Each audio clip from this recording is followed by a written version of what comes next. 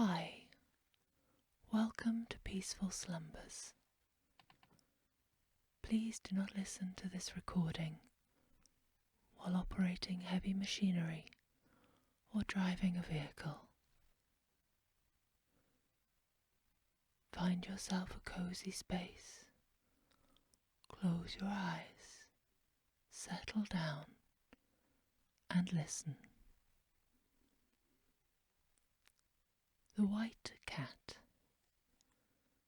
There was once a king who had 3 sons, all handsome and brave, but it came to his ears that they wished to reign now instead of waiting until he died. He therefore determined to divert their minds by making promises, the fulfilment of which he would always be able to evade. So he called them to his room and spoke. "You must agree with me, my dear children, that at my great age I cannot manage the business of my kingdom as I used to do, and I am therefore intending on retiring into the country. It seems to me a very clever, faithful dog would be a very good companion, and I promise you that whichever brings me the most beautiful little dog at once succeeds the kingdom."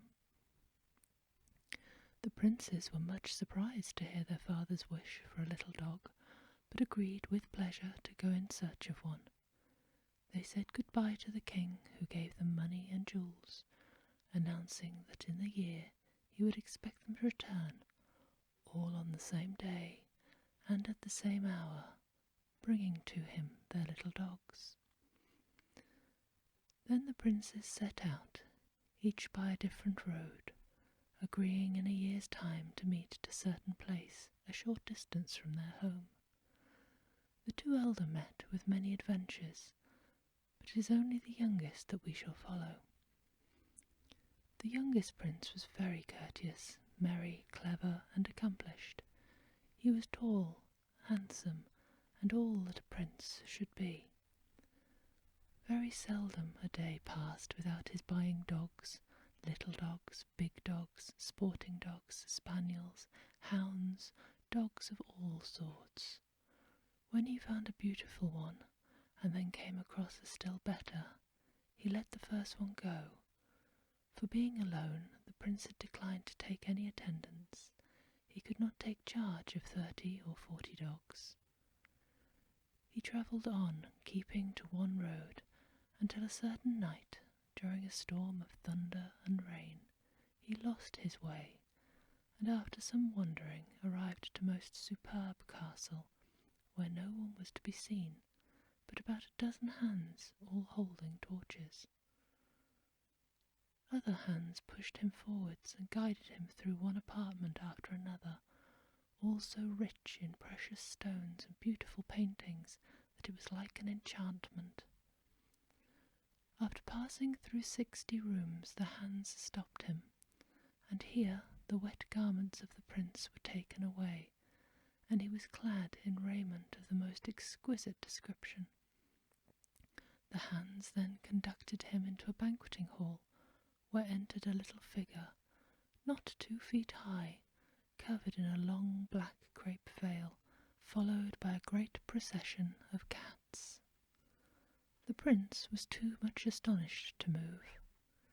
The little figure approached him, raising the veil, and he saw the most beautiful white cat he had ever beheld. Addressing the prince, she said, "King's son, welcome. My feline majesty sees you with pleasure." "Madame Cat," replied the prince, "it is very good of you to receive me thus, but you are not an ordinary cat. Being able to speak and possessing this superb castle are proof of that."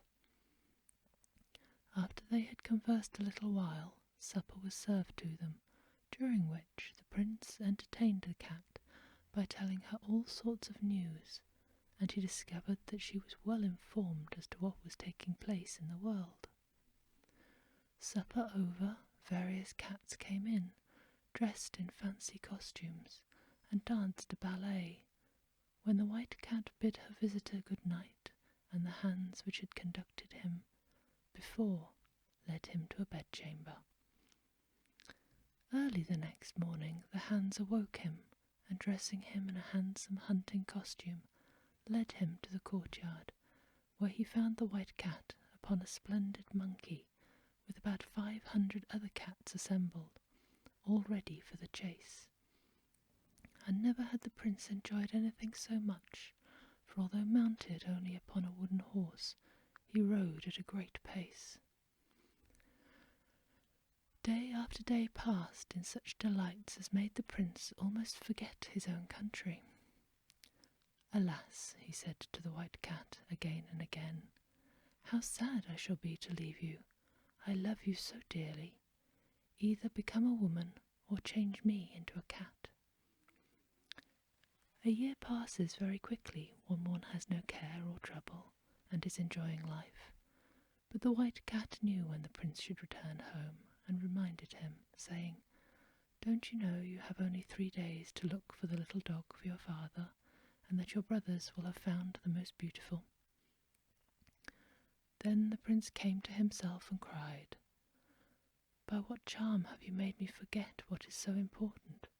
Where shall I find the dog, and a horse swift enough for such a journey?" And he was in great distress. The white cat comforted him, however, saying that the wooden horse would take him to his journey's end sufficiently quickly, and that she herself would also provide the little white dog. Then she handed him a walnut, saying, "Put your ear to this shell, and you will hear him barking." So the prince met his brothers, and they came into the king's presence.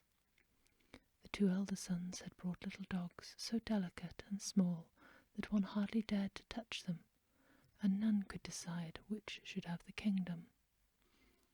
When the youngest took from his pocket the walnut the cat had given to him, and there was seen a little dog so tiny that it could go through a ring without touching it. He was also able to dance and play the castanets while his ears touched the ground. The king was embarrassed, for it was impossible to find a flaw in this lovely creature. However, as he did not desire to part with his crown, he declared that they had succeeded so well in their first quest that now he should like them to search, by land and sea, for a piece of linen so fine that it would pass through the eye of a very small needle. Then the 3 princes set out once more, but the youngest mounted his wooden horse and repaired at once to the white cat, who was rejoiced to see him, and the 2nd year passed as the first had done.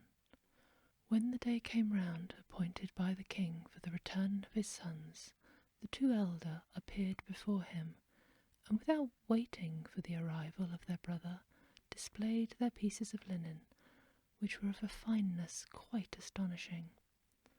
But although they would pass through the eye of a large needle, through the eye of a small needle the king had selected, they would not go.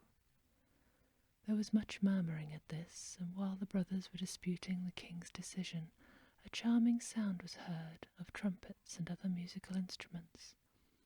It was the youngest prince, who had arrived in a chariot with outriders and numerous attendants, all of which had been provided for him by the white cat. After respectfully greeting his father and embracing his brothers, he took out of a jewellery box a nut which he broke. On breaking the nut he found a cherry stone. The stone was broken, and there was a kernel. In the kernel was a grain of corn. In the grain of corn a millet seed, and within a piece of linen so fine that it passed 6 times through the smallest needle's eye, and moreover on it were exquisite paintings of people and places without number. The king heaved a deep sigh, and turning to his children said, "Nothing pleases me in my old age so much as your deference to my desires, and I wish to prove you once more.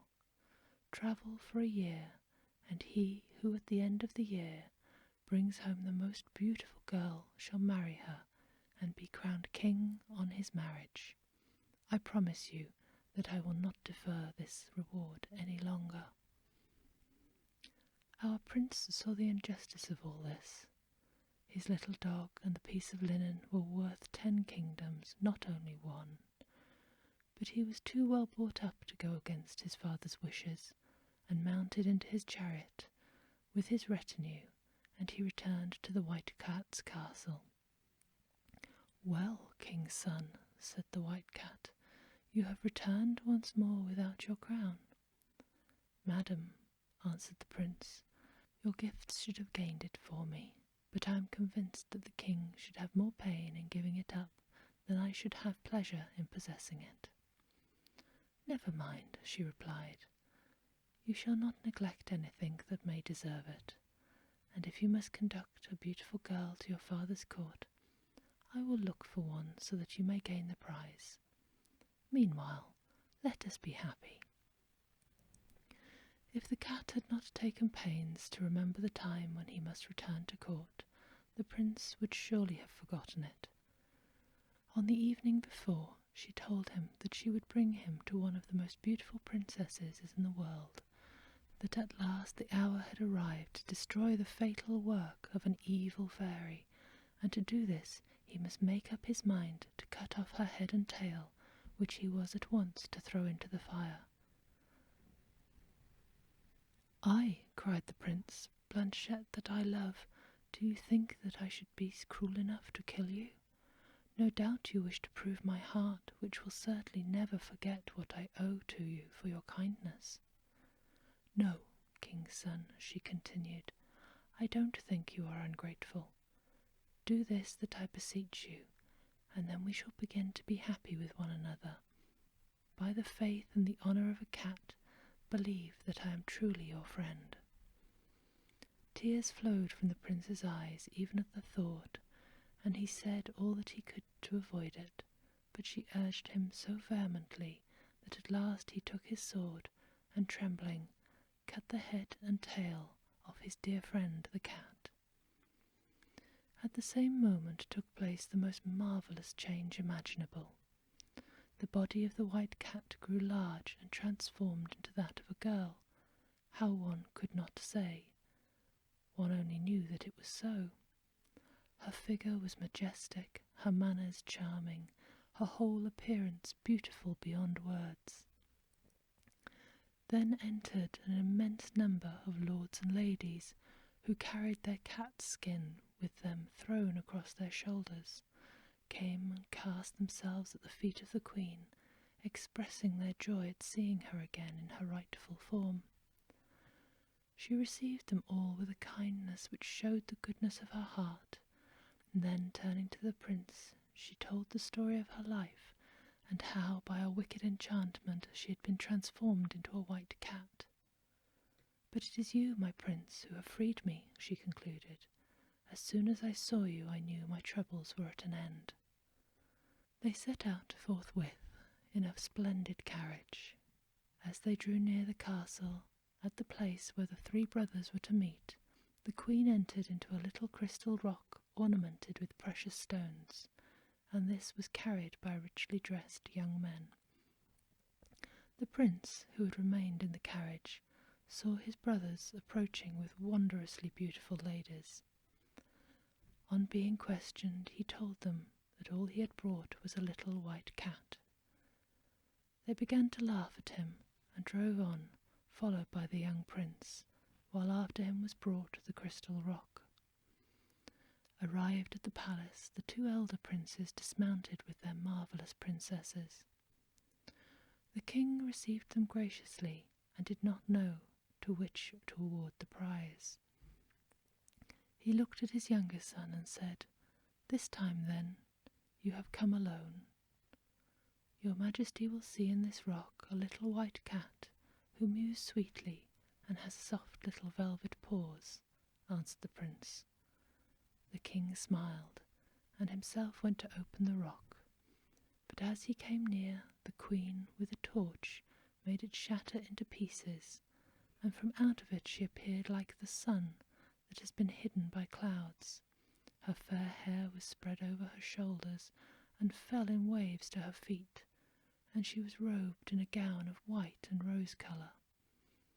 She made a deep curtsy to the king, who, struck with admiration, could not help exclaiming, "Here is one who is matchless, and she deserves my crown." "Sire," she answered, I have not come to take away the throne that you fill with such dignity. I was born heir to 6 kingdoms. Allow me to offer you one, and one of them I shall give to each of your sons. In return, all I ask of you is that this young prince be my husband. We shall still have 3 kingdoms. The king and all the court uttered loud cries of joy. The marriage was at once celebrated, also that of the other princes, and in such a manner that the court spent several months in fêtes of all sorts. Then each one of them departed to govern his kingdom, the white cat making herself ever remembered as much by her kindness and generosity as by her rare merit and beauty. Peaceful slumbers. Sleep sweet.